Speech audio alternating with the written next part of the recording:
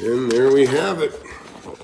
You know, I thought I'd just kind of demonstrate how numbers, it's really important for you young guys especially, to understand, to know how to read a tape.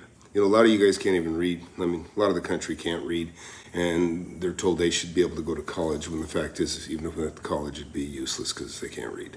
But you can still make millions of dollars, be a millionaire in any trade. You could be a framer, you could be any kind of a contractor, and you don't necessarily have to have strong reading skills. But you do need math skills. And so I can't even find a tape measure right now, but I'm going to explain the situation. I've got a cabinet I decided to add last minute to a house that I'm working on. They're all in this one little area in this wall. And so I got to get this drawn up real quick to give the cabinet maker an idea. I don't even have a tape measure with me. I actually have one of these, you know, I guess a seamstress type thing. So what I'm going to do is I'm going to take this and I'm going to utilize this to do the drawing. And I want you to see how I do this because it's just numbers. I'm going to use 1 inch per foot. So I got a piece of paper here, and I'll let you see what I do and how I do it. I mean, normally I'd do it on a computer, but I used to just do this with a ruler, a tri-ruler, you know, and I might do it at 3/4 scale. This is going to be 1 inch scale. So look, if you can see this, I have a wall with 2 doors. I've got 108 inches between the 2 doors, but I have the light switch here that takes about 7 inches to clear. I'll try to keep them even, so I'll probably just subtract 16. I'll go 8 and 8. And I'm doing this very roughly. I'm not prepared to make this so you can see it best I can. I'm going to go down here to 8 inches. Right here. There's 8. 8. That's 1 inch per foot. So I'm going to go 108 inches with the width, but I'm going to subtract 16. So that's 92. So I'll go 92 inches. So I'm going to go a little over 1/4 inch, and now I know that that represents 92. Typical cabinet height in a kitchen is 36 inches. 3 feet, that's 36 inches to scale. I plan on making this kind of a little bar, and so I've got 8 feet, so if I split this in the middle, that'd be 4 and 4. So using the same crappy tape that I got here, I'm going to use 1/4 inch, which will represent 3 inches, a style or rail if you want to call it that. 36 is the inside measurement. You can see I'm really roughing it here, right? I don't have a ruler. So there's going to be about a 3 or 4 inch rail at the top, and then another 3 inch rail here on the side. We know that the wine fridge, so we know that that's 2 foot. And of course, there's going to be a rail above this little space left over. There'll probably be a toe kick here, to be honest. That's where your feet can fit through.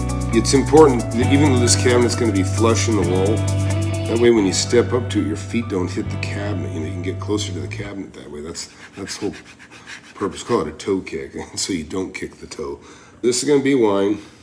This is going to be 36 inches here. We're going to go 68 inches. That's going to be 5.5 on our tape here. Put a pair of doors right here. This will be a pair of doors. And I'm going to have these doors so that they kind of, when they open, they'll open, but they'll slide back into the cabinet. So turn back in when it's open. Maybe put in a couple of stem holders. These are for wine glasses. See that right there? And maybe I'll put a couple shelves in here, you know, for maybe some whiskey glasses, and then maybe be room for some booze, like so. But now I got this half of the cabinet covered. We'll keep this consistent. I want to put in a microwave and coffee maker setup.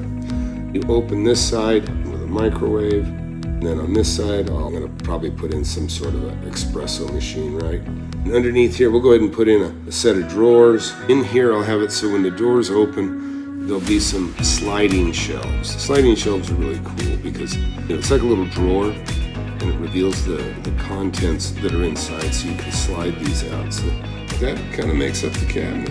And there we have it. There is my plan for that one particular wall. Got a whole house full of cabinets, but I added this last minute. But what I really want to say is it's so important for you guys. You got to know how to read a tape measure. Very important if you're going to hang a picture. There's guys out there that can't even hang a picture. Listen, get yourself a ruler or a tape and understand it. understand how it works. And understand this too, if you can't read well, if you're not a good reader, I've seen many millionaires that can barely spell. Learn a tape, learn a skill, and your whole world will open up. You know, those of you guys that are, you know, think you gotta either flip burgers or you're not smart enough to do anything else, listen, get a tape, get a hammer, and you know, you can be a carpenter, you can be a concrete guy, you can do a lot of different things to make a lot of money. And that's where I'll leave this. And hit that like button, hit that subscribe button. I've been investing in real estate for 42 years. That's really what I'm good at. And those of you watching, you can too. Don't think for a second you can't. You want to learn how to make millions of dollars in real estate? I've made tens of millions over my lifetime, and I'm showing people how to do it. Get in my free webinar. I have it every Thursday, 7 p.m. Central. Go to the link below, flipanythingusa.com/webinar. Sign up for it. You can talk to me face to face if you want. Don't waste any time. Hit that subscribe button, hit that like button. You don't want to miss my channel. I've been doing it for years.